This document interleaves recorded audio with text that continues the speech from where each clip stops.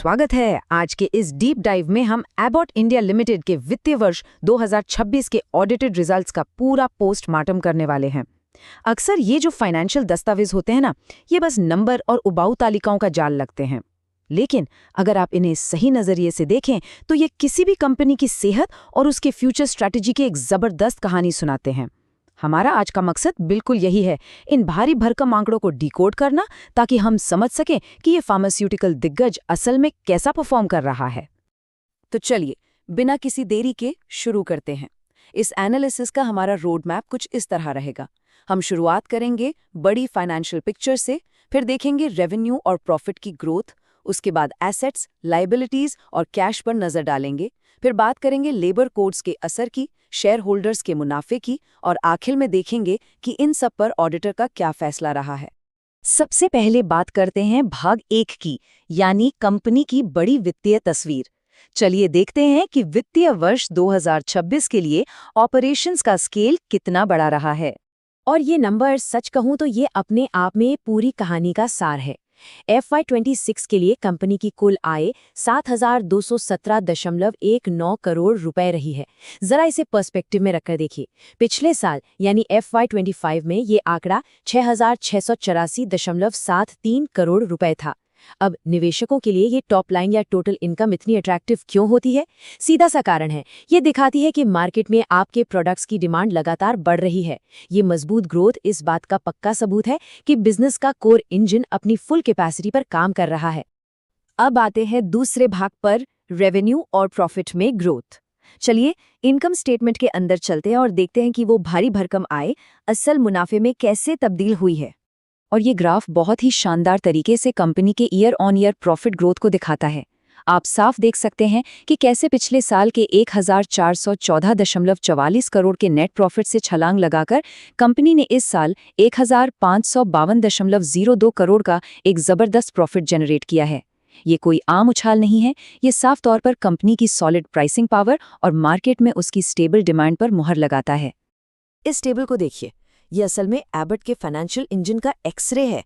यहाँ जो सबसे दिलचस्प बात है ना, वो ये कि ऑपरेशन से होने वाला रेवेन्यू 6,409.15 करोड़ से बढ़कर 6,929.5 करोड़ हो गया है। लेकिन जरा कॉस्ट ऑफ मटेरियल्स को देखिए, वो बढ़ने के बजाय 621.12 करोड़ से थोड़ा कम होकर 613.88 करोड़ पर आ गया है। इसे कहते हैं जबरदस्त ऑपरेशनल एफिशिएंसी।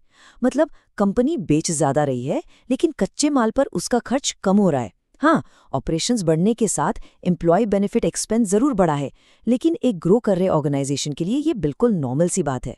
चलिए अब इस बड़े मुनाफे को एक आम निवेशक के नजरिए से देखते हैं। FY26 के लिए कंपनी का बेसिक और डाइल्यूटेड अर्निंग्स पर शेयर यानी EPS 730.36 रुपया रहा है। इस नंबर का सीधा सा मतलब ये है कि कंपनी ने अपने हर एक शेयर के लिए एक्चुअल में कितनी वैल्यू क्रिएट की है। शेयर बाजार में किसी भी कंपनी की कामयाबी नापने के लिए ये बहुत ही इंपॉर्टेंट मैट्रिक है, और एबॉट इसमें शानदार परफॉर्म कर रही है। अब आगे बढ़ते हैं अपने तीसरे सेक्शन की तरफ, संपत्तियां, देनदारियां और नकद। देखिए, प्रॉफिट कमाना एक बात है, लेकिन कैश फ्लो और लिक्विडिटी किसी भी बिजनेस का असली ब्लड स्ट्रीम होती है। तो चलिए बैलेंस शीट का जायजा लेते हैं। ये बैलेंस शीट कंपनी की एक बहुत ही मजबूत फाइनेंशियल नींव दिखा रही है। देखिए, टोटल एसेट्स 5,917.31 करोड़ रुपए से बढ़कर शानदार 6,501.93 करोड़ रुपए हो गए हैं। और इसके मुकाबले जो टोटल करंट लायबिलिटीज है, उनमें बहुत ही मामूली सा इजाफा हुआ है। वो 1,407.19 करोड़ से बस 1,476.57 करोड़ तक ही पहुंची हैं। तो बॉटम लाइन ये है कि एसेट्स बहुत आसानी से देनदारियों को मात दे रहे हैं, जिसका मतलब है कि कंपनी हाईली लिक्विड है। अब इस डेटा में जो बात सच में आपका ध्यान खींचेगी, वो है नॉन करंट अन्य वित्तीय संपत्तियों में आया ये जबरदस्त उछाल। ये नंबर 756.38 करोड़ रुपए से शूट अप करके सीधे 2,347.60 करोड़ पर पहुंच गया है।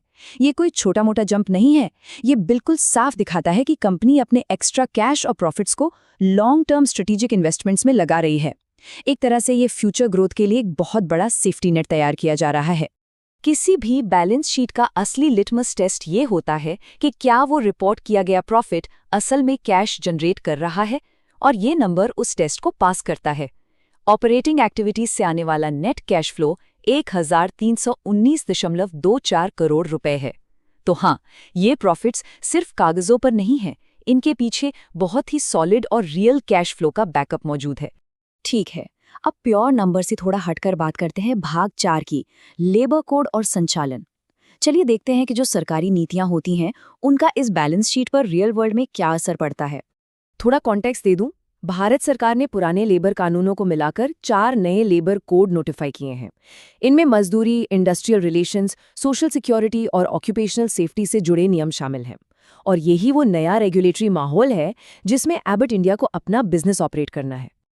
अब फाइनेंशियल रिजल्ट्स के नोट 4 का ये कोड देखिए।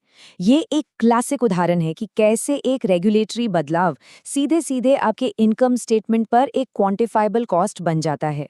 कंपनी ने पहले से ही इस नए लेबर कोड का असर भांप लिया और 18.10 करोड़ रुपए का एक्स्ट्रा खर्चा अपने एम्प्लॉय बेनिफिट एक्सपेंस में दिखा दिया है। ये साफ तौर पर दिखाता है कि कंपनी कितनी प्रोएक्टिव है।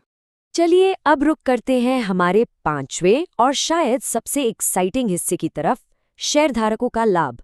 देखते हैं कि ये जो इतना सारा प्रॉफिट जनरेट हुआ है उसका असल में इन्वेस्टर्स को क्या फायदा मिल रहा है। बोर्ड ऑफ डायरेक्टर्स ने जो डिविडेंड रेकमेंड किया है वो लिटरली आपको हैरान कर देगा।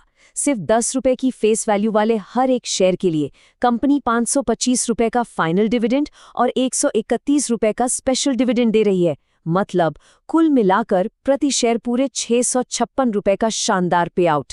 अगर आपके मन में ये सवाल था कि ऐसी प्रॉफिटेबल और कैश रिच कंपनी में इन्वेस्ट करने का आखिर फायदा क्या है, तो मुझे लगता है आपको आपका जवाब मिल गया होगा। और अब हम अपने एनालिसिस के आखिरी पड़ाव पर हैं, भाग 6, ऑडिटर का अंतिम फैसला। ये वो स्टैंप ऑफ अप्रूवल है जो तय करता है कि इन सभी नंबर्स पर हम आंख बंद करके भरोसा कर सकते हैं या नहीं। तो यहाँ जो सबसे क्रूशियल पॉइंट है वो ये है कि स्टैट्यूटरी ऑडिटर्स ने एक असंशोधित राय यानी अनमॉडिफाइड ओपिनियन के साथ ऑडिट रिपोर्ट जारी की है। आसान भाषा में कहें तो ये ऑडिटर्स की तरफ से एक क्लीन चिट है। इसका मतलब है कि उन्हें बुक्स में कोई भी गड़बड़ी या रेड फ्लैग नहीं मिला। ये रिपोर्ट आज हमारे सामने पेश किए गए हर एक डेटा पॉइंट पर पूरा कॉन्फिडेंस जगाती है। तो इस सारे एनालिसिस का कंक्लूजन क्या निकला? एक एकदम क्लीन ऑडिट, लगातार बढ़ता हुआ प्रॉफिट, मजबूत एसेट्स और शेयर होल्डर्स के लिए जबरदस्त डिविडेंड। लेकिन अब सवाल ये उठता है कि इस फार्मास्यूटिकल दिग्गज के लिए ग्रोथ का अगला फ्रंटियर क्या होगा? इतने शानदार फाइनेंशियल ईयर के बाद कंपनी अपना अगला बड़ा कदम क्या उठाएगी? क्या वो नए मार्केट्स में एंट्री करेगी या फिर कोई नया एक्विजिशन? खैर वो जो भी हो, एक बात तो पक्की है, एबॉट इंडिया की फाइनेंशियल नींव अभी बहुत ही मजबूत है। आज के इस डीप डाइव में मेरे साथ जुड़ने के लिए बहुत बहुत शुक्रिया।